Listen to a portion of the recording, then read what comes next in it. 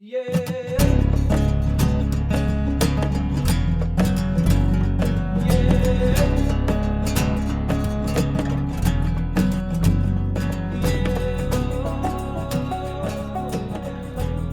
Welcome to the Into the Wilderness podcast. I am your host, Byron Pace. It is the 9th of February, 2021.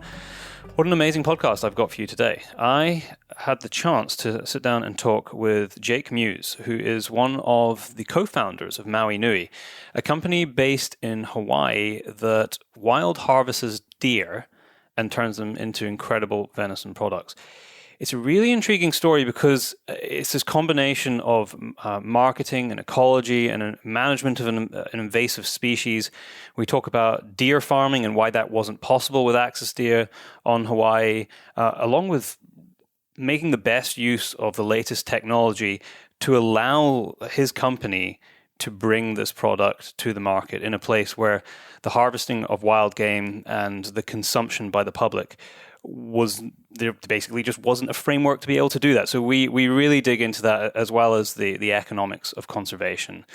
I can't wait to bring this to you. So I'm going to keep the next part of the intro really quick. Of course, I have to thank the Patreon supporters, which in the top tier this month include Richard Stevens, Richard McNeil, Ronnie Speakman Vardy, contracting.co.uk, James Marchington, the guys at South Esher Stalking, Josh Starling, Thomas Cameron, Mark Zabrowski, and the team at Galax Clothing. If you would like to support this podcast, and it really does make a huge difference to putting these out, please head over to patreon.com/Byron Pace, and you can have a look at the different tiers of support.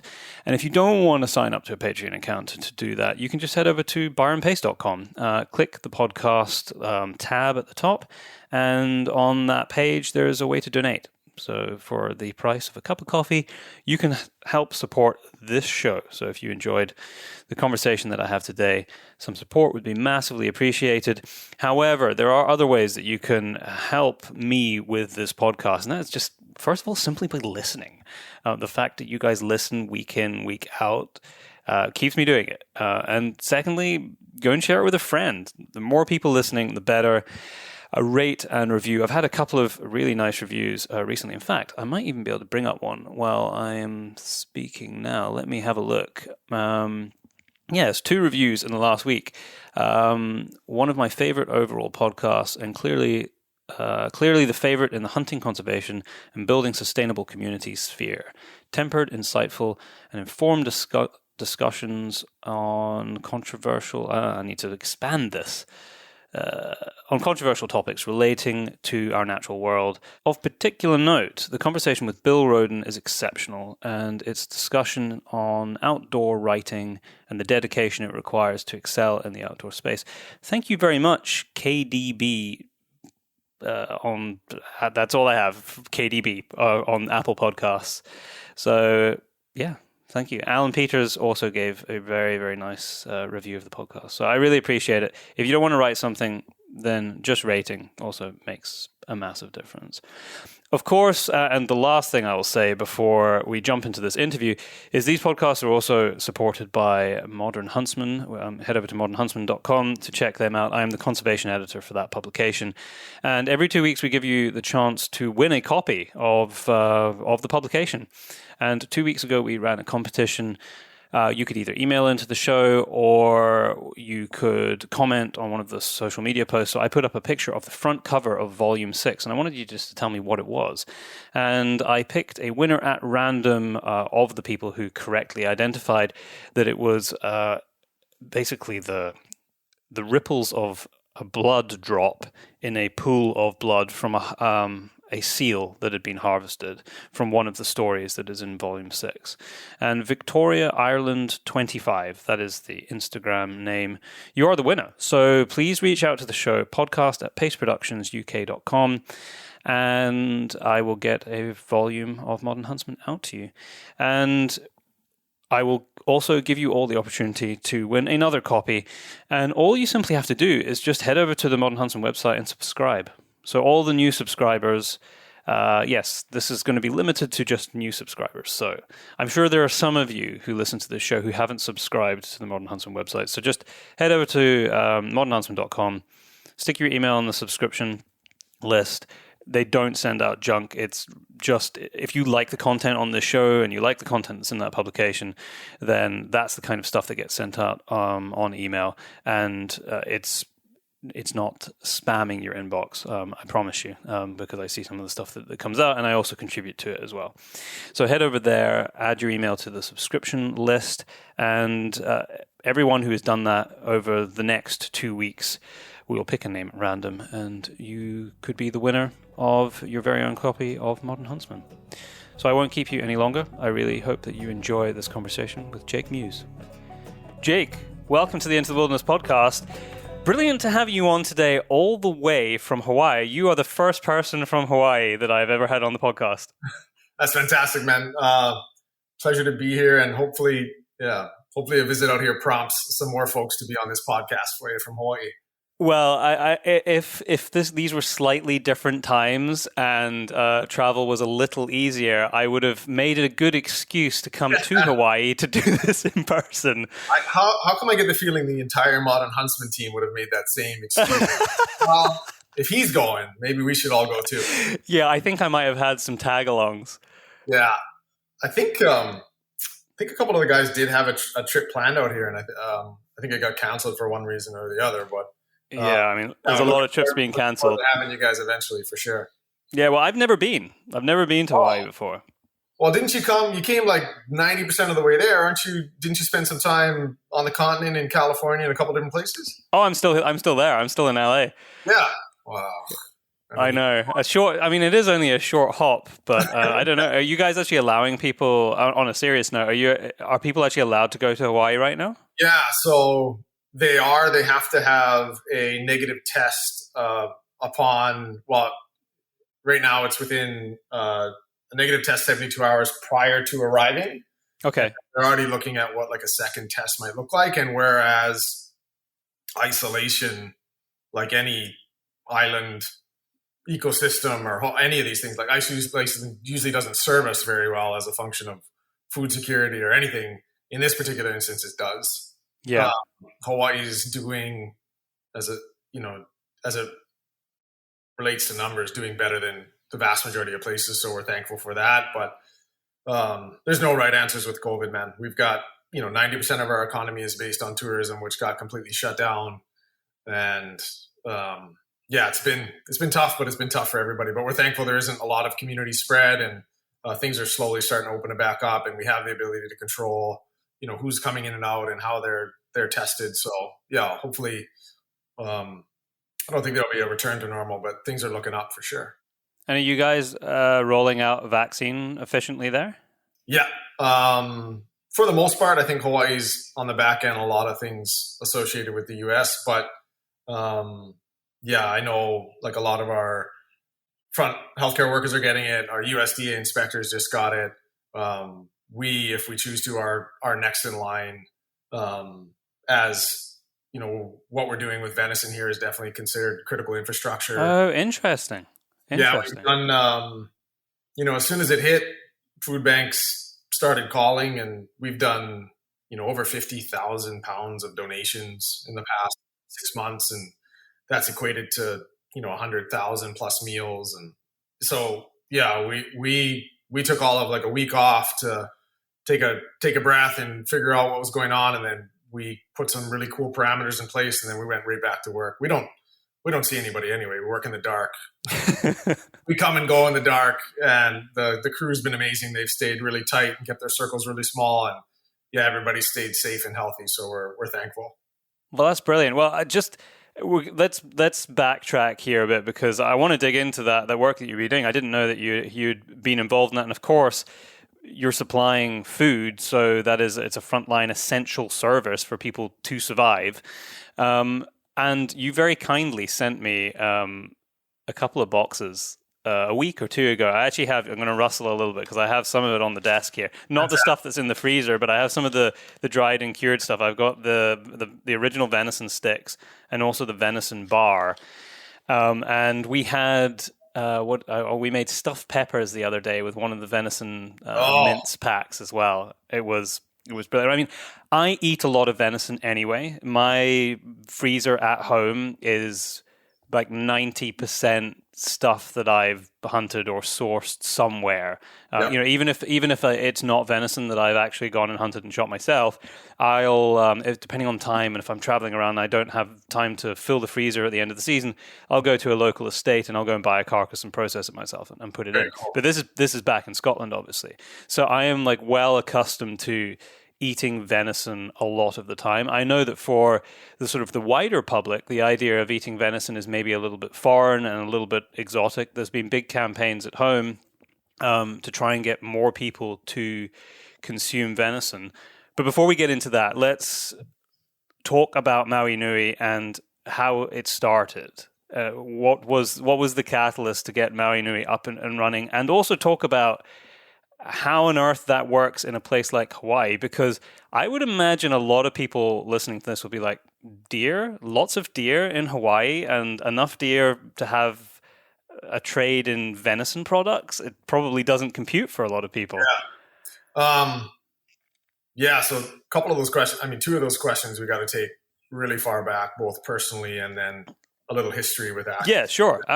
We got all the time in the world. Yeah. I guess I'll start with, on the personal side, very similar to you. And I don't know if this is the case for you, but I grew up in a family that, we depended on shooting a moose sometime in fall to make sure the freezer was full for the winter. I grew up in northern Canada, a small town called Rainbow Lake, that was right on the Northwest Territories border. And my dad was in the oil industry and chased oil around.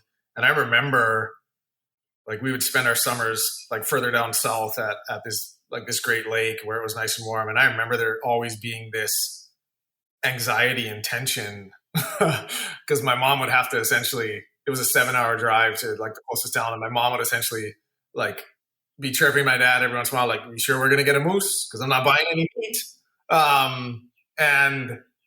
So I think, to start answering your question, a lot of this comes from, I think, the place that meat and or like wild game meat was always a part of my lifestyle.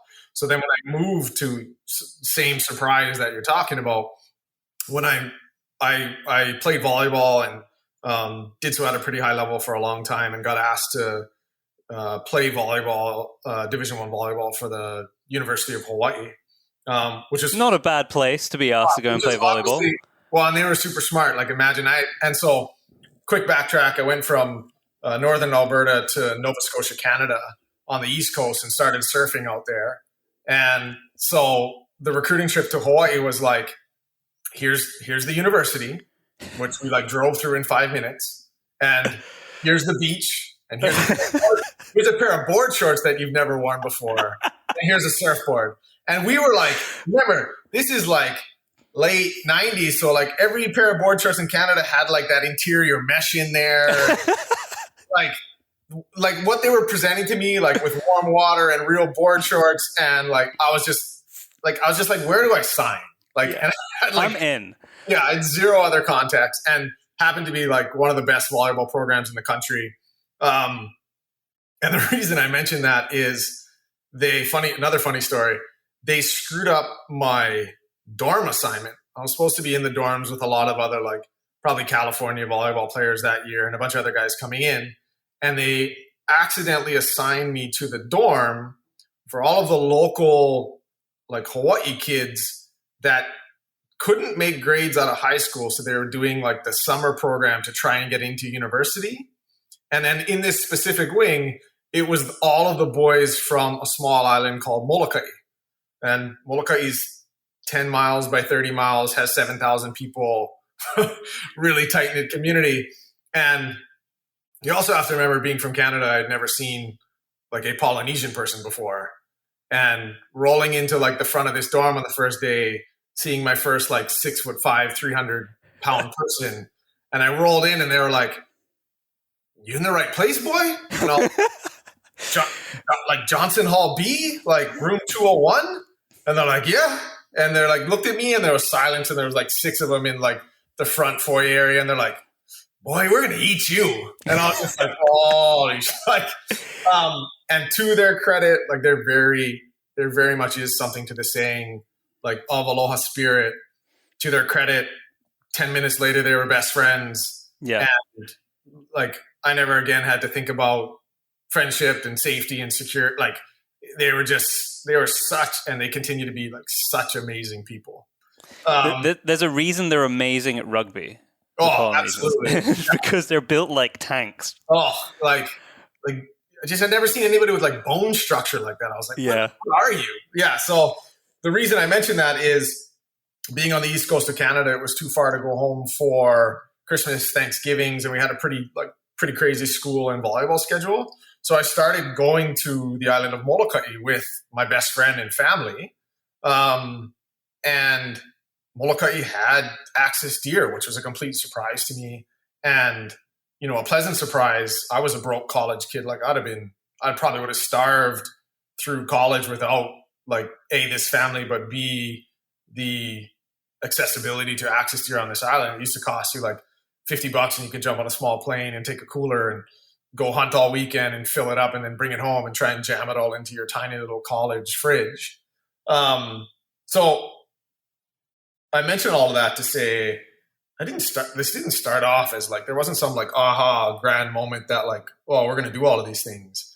It started off as very much an affinity and like love for this animal through like recreational and subsistence hunting.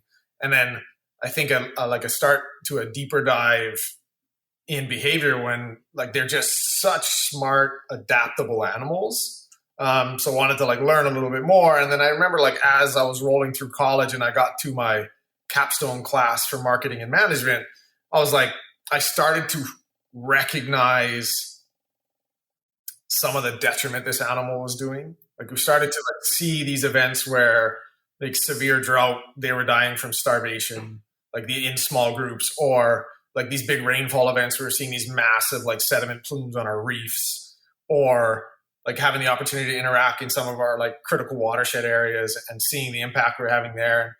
So like it was this gradual understanding of their total impact and or like the total value they were bringing to our communities. So I remember getting to the end of my college career, and there was a capstone class that kind of culminated in like a business plan competition. And I was like, well, I've got the answer. We're going to do what New Zealand did. And we're going to, you know, domesticate and or habituate this animal. And that's going to be the answer. Turns out I won the business plan competition, was completely wrong. Even though axis deer have like one of the most prolific growth rates on the planet because even though they cast their antlers each year, their testosterone levels are still high enough that sperm is still viable year round, unlike, you know, most other deer species. Even though they're one of the most prolific breeding species, and as you kind of hopefully were pointing to, taste unbelievable. Oh yeah. There's been nobody that's been able to successfully habituate and or domesticate them. So unlike the red deer, which is the predominant species in New Zealand that they farm, and we farm some at home as well, they've not done that with axis? No, and you would have thought with those contributing factors, and the reason was there's one guy out of Australia that was able to get kind of like somewhat close, and what they were finding was even third, fourth generation bottle-fed fawns, when they got into group sizes of like more than 7 to 10, they would resort back to these, like it was like they're back to a straight wild animal. Like they would start slamming fences. They're just, and anecdotally, I understand this, like they are such finicky animals. Like and especially as we see during harvesting, in herds of like 6 or 7 in our harvesting process, we can typically harvest like several of them. In large herds of 50 plus or more, we oftentimes don't even get the opportunity to interact with them because in these large herds, they are so cued in, they are so alert to anything that's going on. And I think that's what's translated to the inability to, I won't even call it domesticate, but habituate these animals to some level of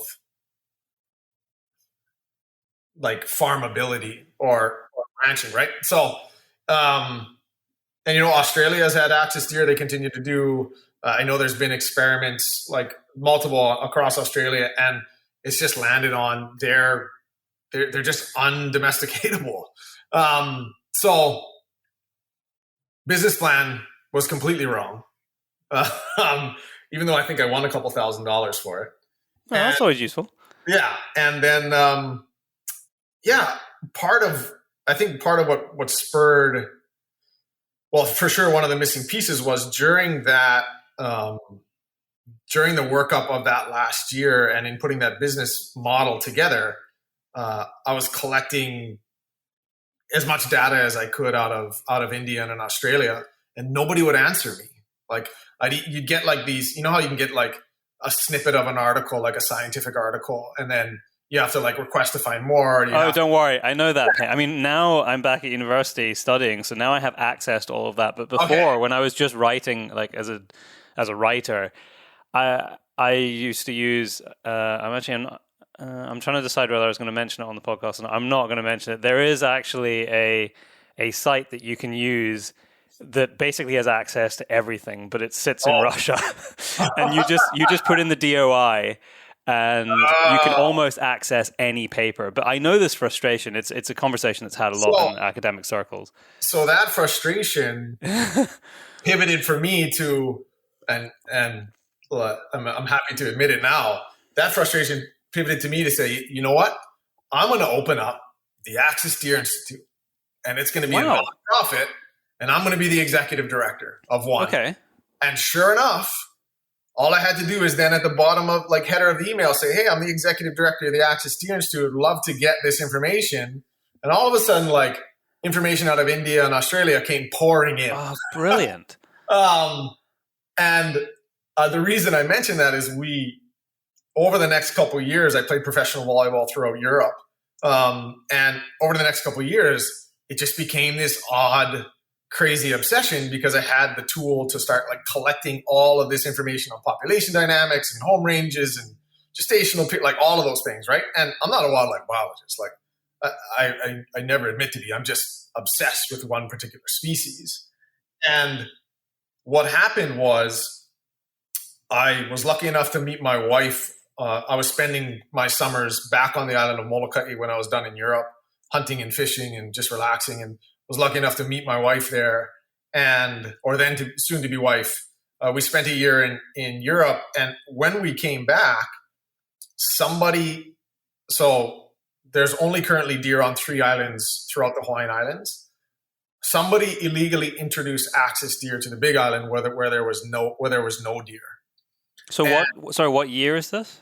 This would be 2009, 2010, maybe about 10 years ago. That's a decade ago. Okay. Yeah. And just before you carry on this part of the story from this illegal introduction to the largest island, how did Axis deer get there in the first place? Yeah, great segue. So, late 1800s, and I can give my wife credit for this as well. She translates old Hawaiian newspapers. She helps digitize them. Really, really cool side fact.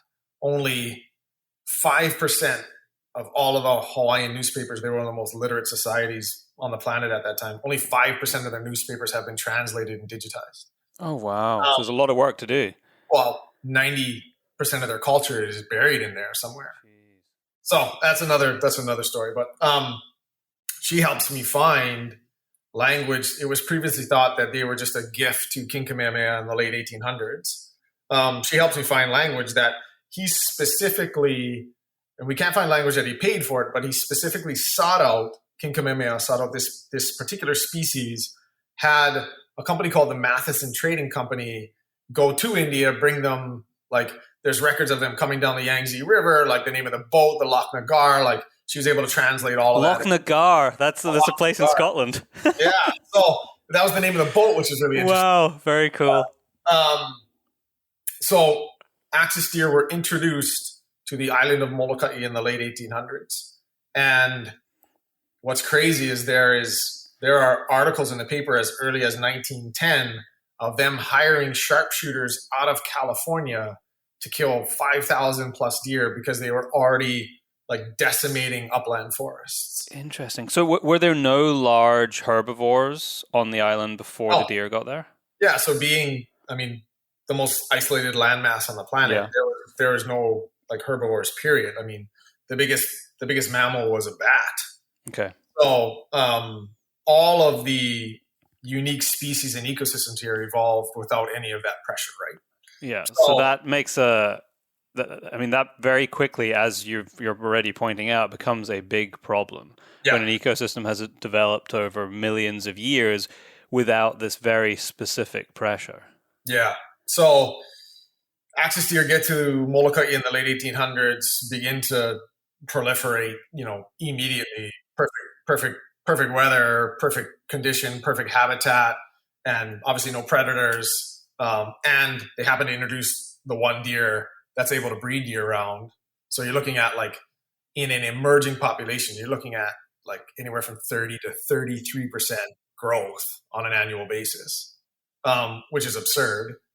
And so axis deer get to Molokai in the 1920s. The then owners of the island of Lanai, which is right next door, decided to introduce them to the island of Lanai as well. And they quickly, grew, had similar impacts, and sounds like reached, I think, what I guess what could be considered an established and or carrying capacity on that island. And we've done an island-wide survey over there. And then axis deer don't get to Maui until the 1960s. And Maui being 4x the size of those two islands, that population is still very much emerging. There's probably 50 to 60,000 animals right now, and looking like on the upward trend to like 210,000 animals over the next 20 to 30 years. I mean, how big's the island in landmass? That's a good question. I'm not sure. I was just trying to rationalize the numbers in terms of areas that I know and carrying capacities at home. I mean, you have a much more fertile and lush environment than the uplands of Scotland, which is fairly low grade fodder. I think a great example is Molokai is, and we'll get to this, but we're able to do extremely accurate. Part of that project on the Big Island that I'll get back to was finding a way to increase detection rates, because we were dealing with a project where they dropped off 4 animals over like 100 square mile area. And what is that, like 25,000 hectares? And they didn't know where they were. So we had to find a way to increase detection rates. And I mentioned that to say we developed a process with military grade forward looking infrared to significantly increase detection rates with helicopter surveys, and then translate that into survey protocols. So we've done extensive surveys on all 3 islands, and bringing it back to Molokai. Molokai is 10 miles by 30 miles. We know there's at least 50 to 60,000 deer on the island, and there's only 7,000 people, which is, you can pull density rates. The only density rates I have for comparison are like Texas Hill Country, where they have some of the densest deer, like wild deer populations on the continent, and it's like 3x the density. So again, a combination of a bunch of perfect storms here. But I guess with that like short history lesson, taking it back to what I was mentioning on the Big Island is having this Axis Deer Institute when the animals were illegally introduced to the Big Island, which is both our largest island and the ag hub of Hawaii for sure, as a function of food security. There was an immediate push, and invasive species issues across the board are always the case in Hawaii, but there's an immediate push to try and do something about this. And we happen to be like just the only person that knew anything about the species. Because there had almost been no work done on them. There had been a couple studies on home range and a few other things on the other 3 islands, and we had one guy do. There was very little. So we picked up the contract to remove these deer, and like I said, it was a massive area. It was 100 square miles. It was an incredibly like rugged and like really tough area to work in as a function of like any type of ground surveys or camera traps or any like the typical approaches. And it took us 3 years, but we ended up finding them all. And really the key there was in that about the second year, we just realized we weren't going to get there unless we found ways to increase detection rates. So we worked with there's a large military presence here in Hawaii, and we worked with some of them to develop a process with one of their field binocular units to do surveys out of the helicopter. Wow. And okay.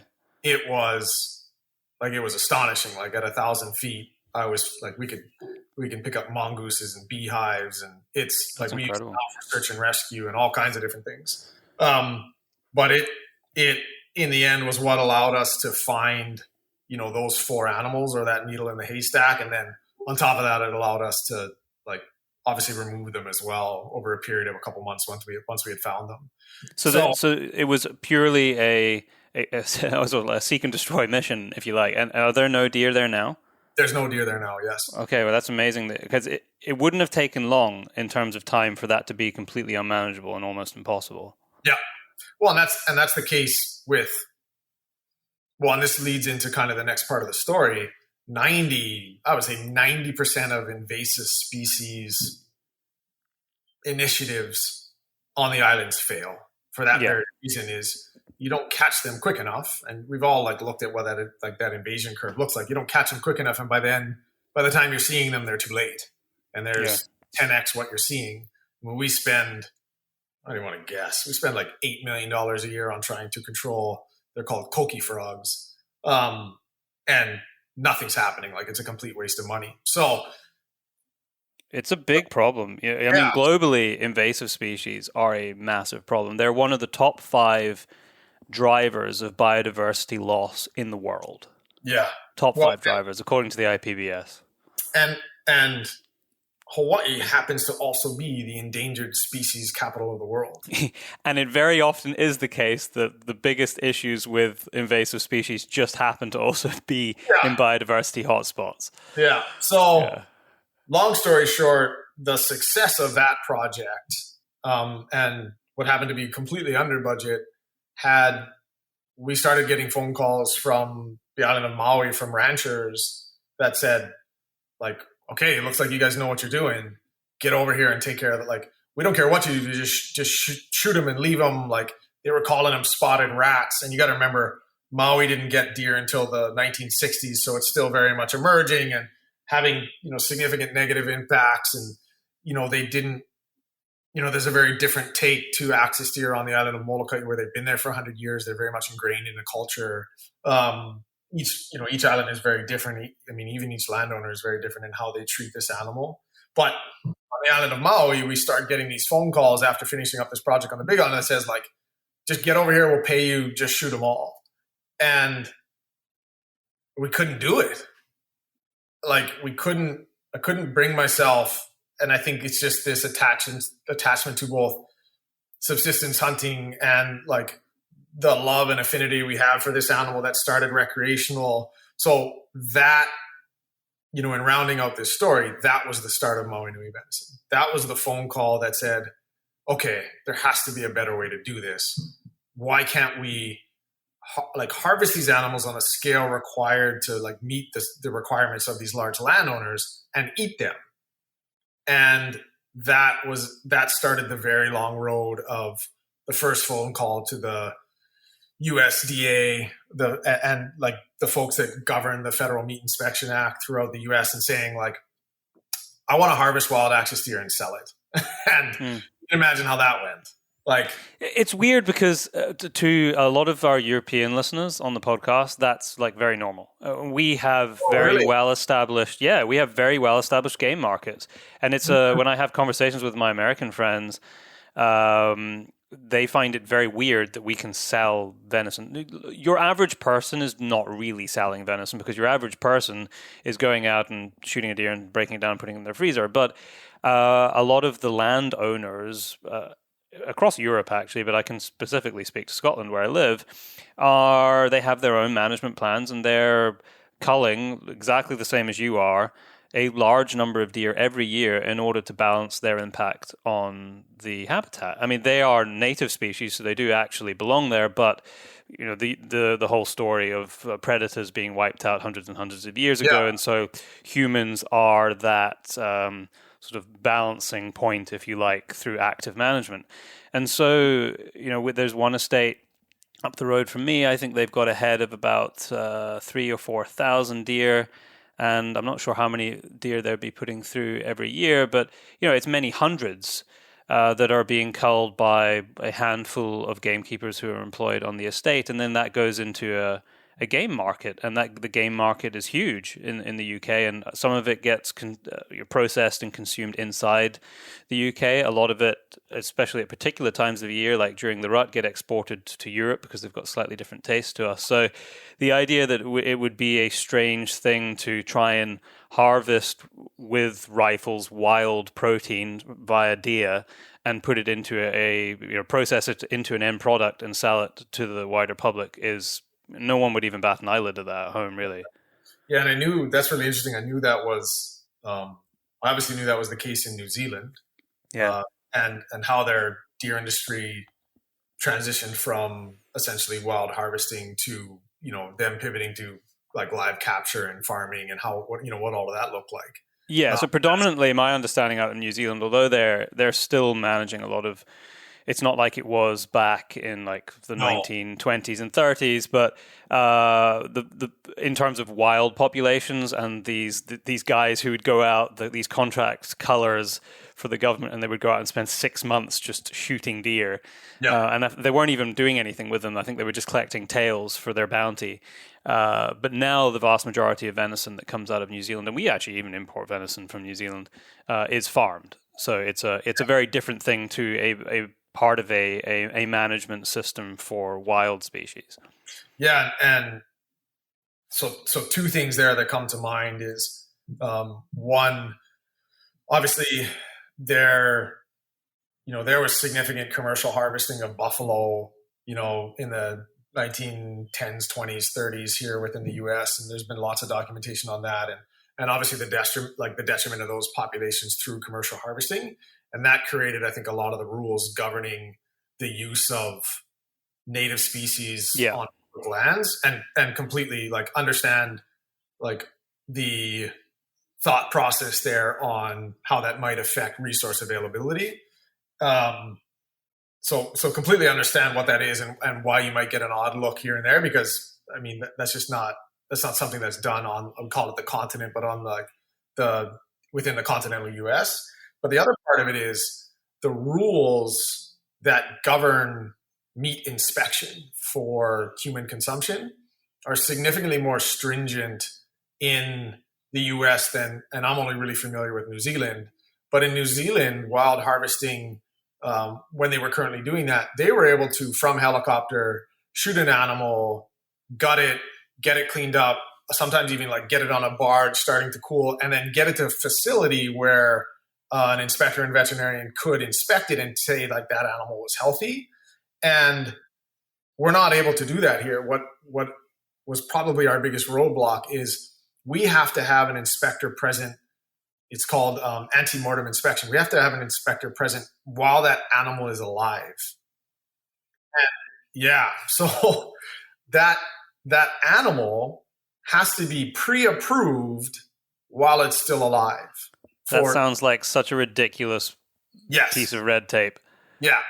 But that particular piece of red tape, which is a part of the Federal Meat Inspection Act, which was dictated all the way back in the 30s and 40s, federal rules are hard to change. So that was our primary roadblock in moving Maui Nui forward, where it would seem, I know that isn't the case in New Zealand. They said, no, you can't do this because you can't follow the rules of ante-mortem inspection. You can't follow the rules required for us to pre-inspect an animal before rendering, before we kill it. And I said, well, I think I can. We have, in interacting them with night and all of the military grade FLIR equipment we have, I think you guys can properly view this animal at rest, in motion. I mean, the binocular unit we use, Byron, at 6 miles, I can tell you the difference between like a goat and a deer if they're standing next to each other. Wow. That's crazy. At 100 yards, I can pick up like the smallest abscess or like an old injury, or like we can tell via the heat ratio throughout the stomach if it's pregnant. Like the data I have on that animal. That's incredible. You can tell just by the difference in temperature. Oh, absolutely. Externally. That's amazing. So the data we can present the inspector with, and this was like the premise of basically us getting a no for several years, is we kept saying we could do it, and they're like, you can't do it. And eventually they're just like, fine, we'll come look, stop calling us. I love it. Because what we had to do, we had to find an interim solution. So what we did is when we started, we just did pet food. So these folks on Maui are calling. We're trying to find a solution to be able to eat this animal. Part of it as well, which is crazy, is if the product isn't inspected, we also can't donate it. So we couldn't donate it to food banks or do anything else because it has to be an inspected product. So we couldn't even like utilize it for the community at large, which is also ridiculous. A hunter can donate something like individually, but any form of like commercial operation, you can't do it. It's illegal. So there's all these crazy roadblocks and red tape. So over a period of time, as I'm trying to figure out how to get through this red tape, we started a program to do pet food. And at least it was a solution, and we knew we were working towards something, and it wasn't perfect, but it was a way for us to at least utilize those animals and start to provide like the service required to like balance these populations on these large ranchers. And so what ended up happening is, and part of it as well is, we were trying to develop a business and our commercial operation under the premise, can we harvest enough animals on a nightly basis consistently enough that we can actually like build a business around? Because, and I don't know what it was, like we were unwilling to entertain the idea of penning these animals or baiting these animals or doing drop nets or all the other things. And I think what we knew or understood was these animals stressed out so easily. When they died under any type of significant stress, it really does affect flavor and meat quality and a bunch of other things. Yeah, definitely. So, long story short, the USDA finally says, fine, we'll come look. And so they come out like one night, let's call this like year 2 of 10. And they were absolutely blown away. And they're like, we've never seen an animal like die under stress-free conditions. Doesn't matter like how well you raise an animal. It's still, for the most part, unless you're doing it on your own farm, goes in a trailer, goes, through a corral system, goes into a press, especially in the US. So we were meeting all of like the parameters for anti-mortem inspection, and they were able to view all of these animals. And then the last hurdle was we had to be able to operate at the same proficiency as a brick and mortar facility, and that most often related to rendering. So we had to be able to kill an animal, which means that animal has to be rendered immediately unconscious, which means you have to break the skull cap. And we had to be able to do that at 95% efficiency. So part of and what we didn't realize at the moment, and we now know, is the process of shooting an animal that's unstressed at 100 yards, that's staring right at you with no lights on, extremely advanced, like forward-looking, like infrared equipment on both like binocular units and rifle scopes, is significantly easier than a cow that's jumping around in a pen and you're trying to shoot it in the back of the head. So we found we were operating at better proficiencies, at like 99% proficiencies compared to slaughter facilities. So I mentioned that to say a combination of them being able to view the animal, us being able to render it properly, and then on the back end of it, us knowing through our pet food program that we could harvest enough animals each night. We got all of those yeses, and we were like, okay, we can do this. And the next step was then to invest in all of the necessary, we had to basically purchase a USDA mobile slaughter facility, which was extremely expensive, and I had to remortgage my house to do it. So, What a story! There's two things I want to follow up on here before I hear like the next phase for you actually like remortgaging your house and starting the business. So the first one is, it's an interesting conundrum here because I completely understand what you're saying about wanting to find a way that the axis deer can exist in the lands, continue to exist in the landscape, but that you're fulfilling the needs of the various landowners and farmers and negating some of the negative impact on the native flora and fauna for that matter. But if you really boil it down, and this goes to, I mean, they're having this discussion, or they've been having this discussion in New Zealand over the last couple of years with their tahr population. It is a non-native species. Yeah. So it doesn't belong there. Okay, it has been there for a very long time, since the late 1800s. How do you make this judgment that we should actually keep it? And not actually is the ethical and moral and responsible thing actually not to wipe the species out? How do you tackle that in your mind? And what do the local people think? Exactly, it's a really, really good question, and it's something that I think about all the time as a function of like what is the net present value? What is the total value this animal presents? And what does that look like in what population? And it's really interesting on like an ecological scale. You're absolutely right. Like they don't belong in our watersheds, in our most critical ecological areas. And those are public for the most part. Those are public lands. So part of this puzzle is we're only allowed to operate on private land. So two things come into play there when we're only able to operate on private land, and ultimately what makes this both legal and all of it work is the governance of that animal and the ownership of that animal falls to the private landowner as an invasive species.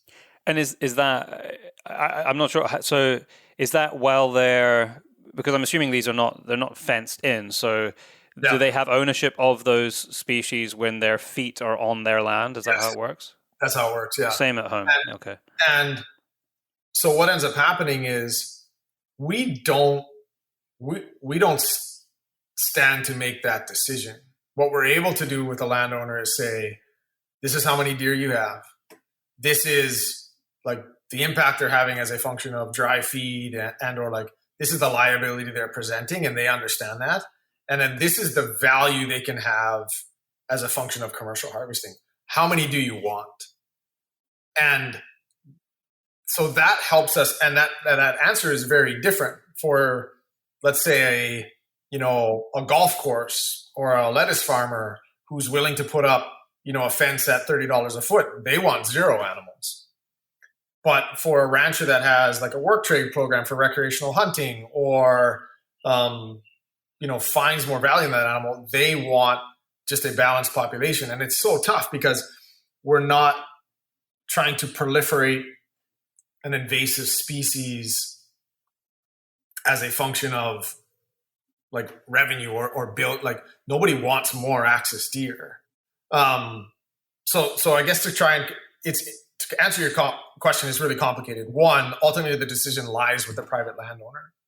And two, on all of these public lands, Maui has 300,000 acres of public lands. We don't get to make that decision. That decision is dictated by the state.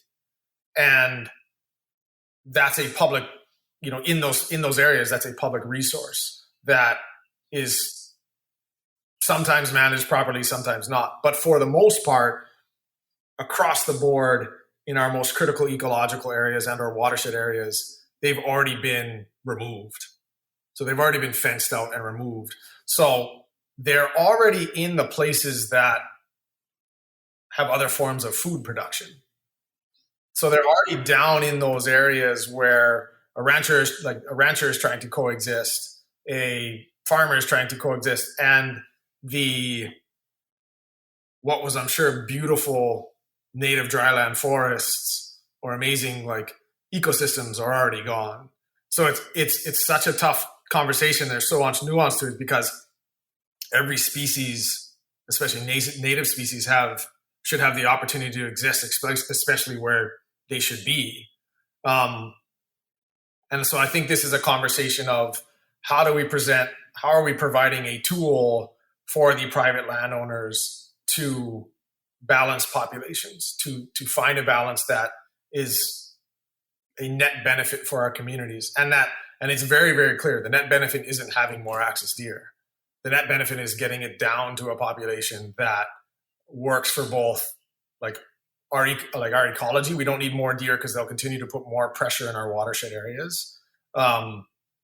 Works for as a function of food security.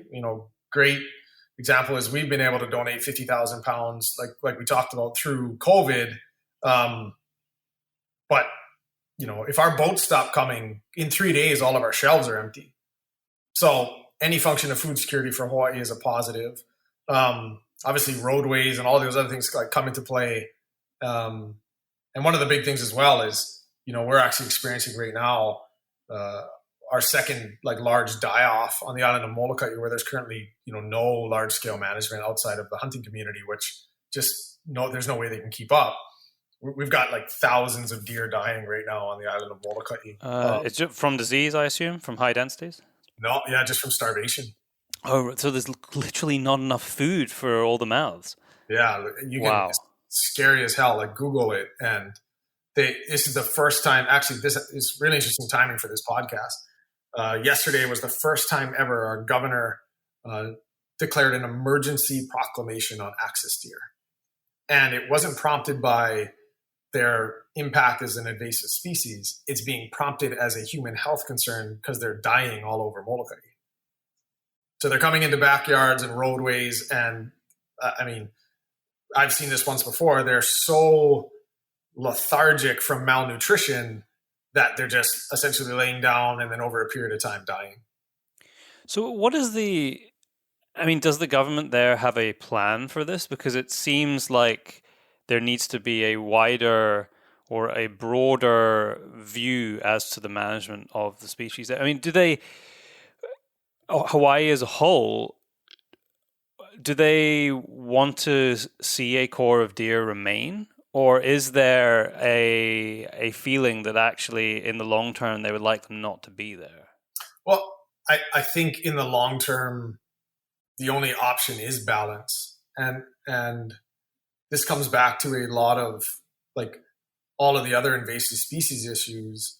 In the end, the government is never going to be able to force their way onto a private landowner's property that wants axis deer.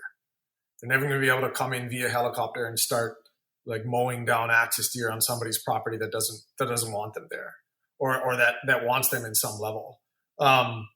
There's, what's crazy? There's no plan, Byron. And it goes, and I don't know, it's such a sensitive subject. And we've had to grow some really thick skin through the process. All the way back, my wife translating Hawaiian newspapers is hilarious. All the way back in the 1920s and 30s, there's articles about the then government fighting over the management of axis deer. It's a problem that has never been solved. There's never been a concrete plan put forward. And I honestly think communities are so diverse in their opinions and value of different densities, there never will be. Yeah, it's tough, man. So part of that is really good question in whether or not they belong here. And I don't necessarily have the answer. I truly believe that they belong in balance in areas where we produce food. Yeah, I think that's definitely just as you explained, we've reshaped those landscapes already. Yeah. And we're talking about something which is a wild and very healthy and absolutely delicious form of protein. And I've said this so many times before in writing and on the podcast, is that I think that we need to consider more our responsibility to use the sustainable harvest of wild resources to supplement our intake of food. And so here it's a really difficult conversation where, exactly as you put it, you're looking at the net gain. So what would be the alternative? So sometimes the way that I like to look at these things is, okay, so tomorrow there's no deer. All of that protein that gets consumed needs to be replaced by other protein. How do you do that? And is the process of doing that and achieving that through agriculture worse for the environment or better? Exactly. I don't know the answer to that, but that's something that should be thought about. I would think probably that with correct and sensible management of densities, harvesting a deer species where it is essentially living wild would be more sympathetic to the landscape than high intensity agriculture. And that's before you even go into the discussion of animal welfare. Yeah. Well, and Hawaii's experienced that. Hawaii was known for a long time for pineapples and then for a long time for sugarcane. And because we did, all that was there was monotypic ag. And that was both a function of food production that didn't stay here anyway, but more importantly, the economy. So again, we're 90% reliant on tourism. This pandemic has pointed to, more than anything, the need for diversified economic input into our communities. And we're small right now, but I've got 12 full-time guys that have jobs that they're proud of and believe in, and we're an economic input when otherwise we're just spending money on an invasive species. And we're harvesting 3,000 deer a year right now. We need to be harvesting 30,000 plus deer a year, potentially over one or two islands to even come close. So the economic driver as well is of extreme significance for Hawaii as well. That's part of it as well. One of the things that, it's interesting. We always, our mission is front and center, in all of our shipping containers and everything else. And one of the things the boys are the most proud of is all of these marginal ag lands. Doesn't matter if it's somebody trying to grow crops or somebody trying to raise cattle. All of these marginal ag lands, if they don't work, guess what happens? They turn into subdivisions. And Hawaii, the price of land in Hawaii is so extreme that if ag doesn't work, the only option these landowners have is to sell it, and it turns into another subdivision. And Maui, Molokai, and Lanai, they have this amazing rural country feel to them, and they haven't turned into a Waikiki or a city, and it's because there's still food production happening as a function of soil health and in these areas. If we don't manage access deer, none of that happens. All of these places turn into subdivisions. And when you talk to our guys, when you talk to a local boy that lives on Maui, he's most proud of the idea that what he's doing is helping to feed his community, but B, the $1 million houses that are on the beach aren't crawling up the hill because the farmer still works and the rancher can still make his cattle operations work because we're having a current impact in those areas. Yeah, it goes to, or it speaks to a lot of the drivers of change in our landscape. And it doesn't matter really how much you talk around it. Economics is a function of what it will be used for. And ultimately, that's what it boils down to. Without government, the regulator for that is government legislation, which can circumvent the drivers of economics to some extent for the kind of greater good of people. But a discussion that I've been having a lot recently, in the last couple of months, is that if we truly understood what the value to society was of these, not even because we've touched so much of the land now, there's not a lot that you could really point to on the planet that is untouched by humans. But even these landscapes that have been much more shaped, or very visibly shaped by humans, can be good for nature. Yes. But really understanding what the value of keeping those are, and not tarring them and tarring them up and putting houses on them or turning them into intensive agriculture? What is the real value of the integrity of these kind of managed ecosystems? And I think that the truth is that you can read across all the scientific literature, and we really just don't have a very good way of correctly valuing that. And the way that most people can kind of balance these things in their mind is with a monetary value, a number, because otherwise it's very complicated.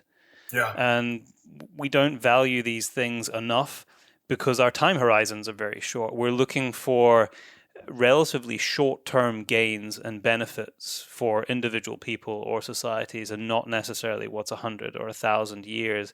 And if we could really value those impacts over a longer period of time, I think it would direct funds and inform legislative changes in a manner that would be better for society as a whole.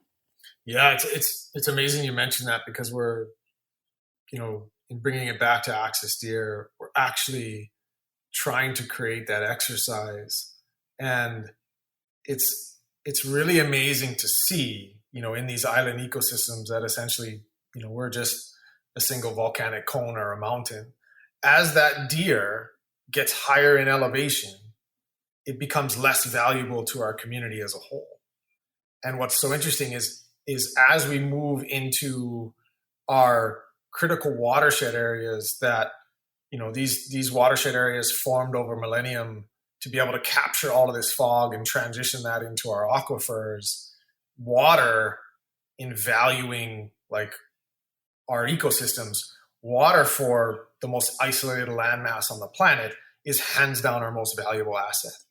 And as these deer move closer and closer to their watersheds and have an impact in those watersheds, we can put a number on the difference between a functional watershed and what it captures and one that doesn't and has ungulates in it.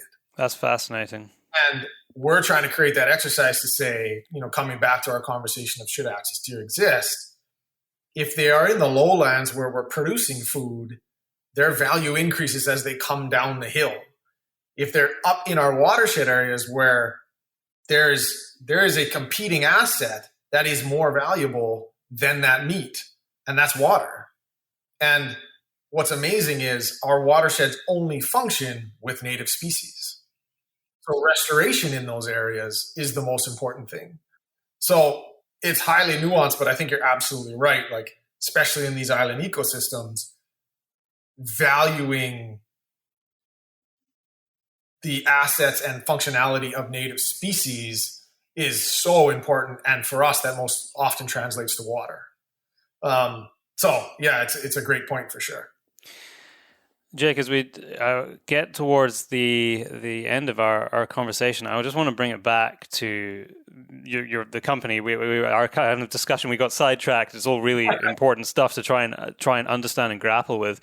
But you basically borrowed a lot of money and you set your business up. Tell me what your business looks like today. Obviously, as I said at the start, I've had the opportunity now to sample a number of your products. So, what does the business look like if someone was to go and look up Maui Nui? Because I asked this question specifically because as I was talking about the fact that we have at home in the UK, we have a game market.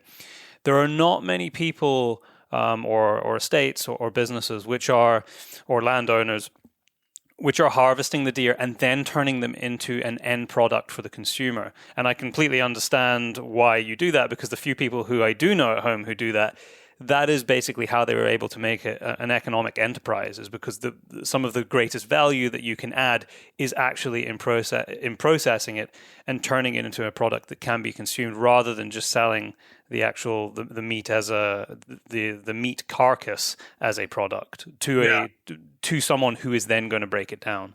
Yeah. So a couple answers in there. One, from where we left off that story of like having USDA approval, basically it took another 4 years up till 2019 for us to show a great enough need for them to place a full-time inspector.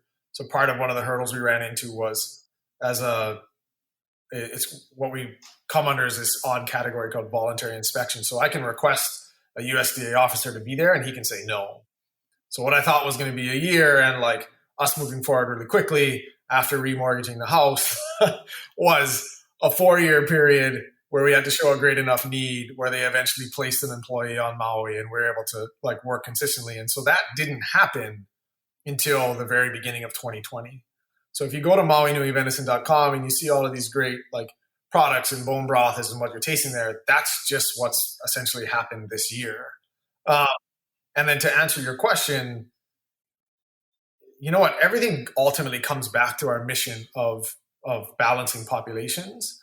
And we need the value add margins of creating a jerky product. We need those operational margins and profit margins to grow as a business. If this was, when we really looked at it, if we were just in this to make money, the answer was, sell whole carcass to a bunch of restaurants and whatever else, and you'll make a decent price per pound and the business would be sustainable and you would grow. But there was never a chance of growing quick enough to balance populations, to get ahead of the growth curve, specifically to get ahead of the growth curve on Maui. That is, it's scary. It looks like COVID at 33% a year.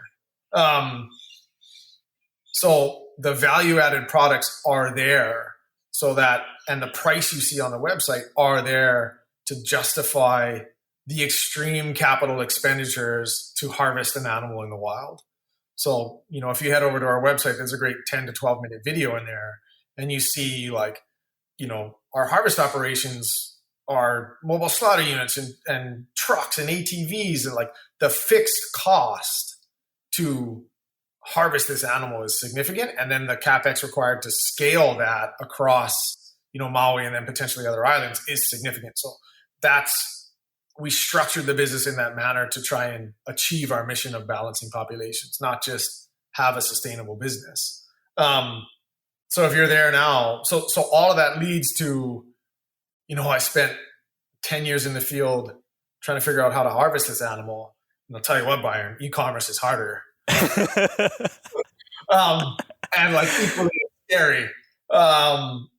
So now it's figuring out, well, how do we get people to help us eat our way out of this problem?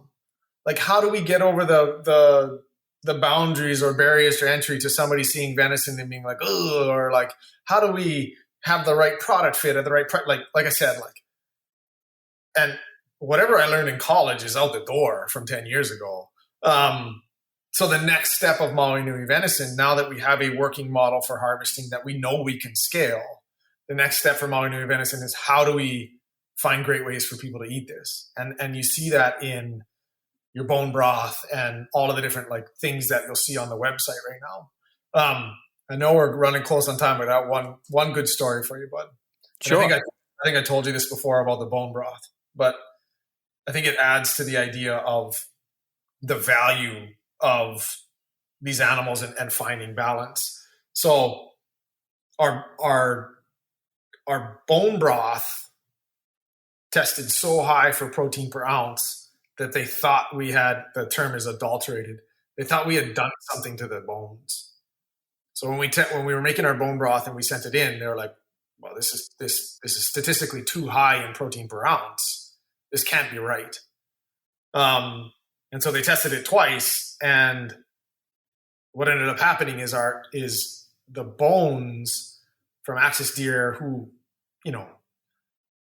anecdotally, they have a choice to what they eat, right? They can jump over a 6-foot fence and eat the same plant on the other side of the fence. And I've seen this. They were starting to also see that, and it's amazing because this is throughout Europe already, like we're starting to see a wild game animal as a function of nutrition also might be significantly better for you. And I mean, our mission would be the same if this was white-tailed deer and they tasted like acorns or whatever. Like there's some pretty gamey animals out there. But we're also starting to see that we might also have, as a function of its environment and soil health and it's the choice to what it eats on a daily basis, and then what is a stress-free harvesting process, we might also have a red meat for the market that is extremely valuable as well as a function of nutrition.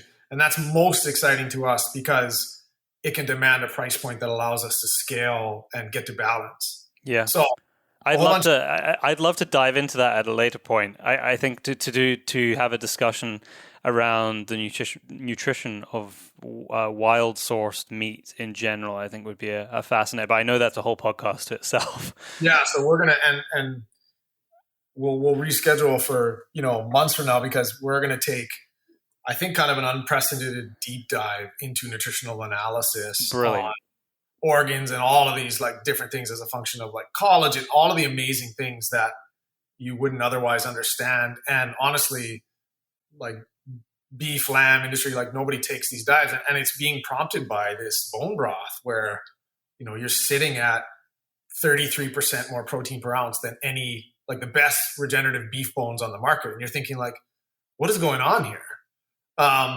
So yeah, we're excited to see where that goes. And I think that's a long way to answer your question of what we look like today is we have a model, we think it's sustainable and responsible, and we're trying to now figure out how best to eat this animal and introduce people to this animal and this product. Jake, this has been an incredible story to share with all of the listeners. I'm salivating slightly because I haven't really eaten anything today, and I'm busy scrolling across your website, and I have some of the meat bar and the venison sticks on the desk here, but I've relented from opening them and eating any of them. Them I've tried; they're amazing. I haven't tried the bone broth yet. There's 2 packets sitting in the freezer, so in the next 2 weeks or something, I need to make sure I eat some of that. But I would absolutely love to have you on again to talk about the nutritional aspect of it. I think we could do, I think some of my listeners would probably be interested in doing a deep dive in your actual harvesting system and the mechanisms and how that works. But I know that if we dive into both of those subjects, that's like another hour and a half. So instead, I'm going to leave people on the hook to look out for when we have you and your team back on again later in the year, or whenever you have time, whenever you're free. Oh yeah, we very much appreciate that. Appreciate the opportunity to have this conversation again. Like I mentioned, we're at the stage now where we hope the more people we're able to interact and talk with. And I know half of your audience is in Europe, and I think it's amazing. And maybe this only helps realize the value of the game animals that they're already consuming. But yeah, we're really excited to see where this goes over the next couple of years, and hopefully the next one is prompted by a visit to Hawaii, like we talked about. Well, I'm gonna try and make that happen. I'm gonna get definitely. That sounds like a good excuse. I need to do podcast number 2, trip to Hawaii. No, go ahead, bud. No, I was just gonna say, just finally, I wanted people to make sure that they were aware of where they could look you guys up, how they could follow you, and just understand also your distribution. Is it just North America right now? It's just the continental U.S. and Hawaii right now. Okay. Trying to figure out what the rest of it looks like. Best place is MauiNuiVenison.com.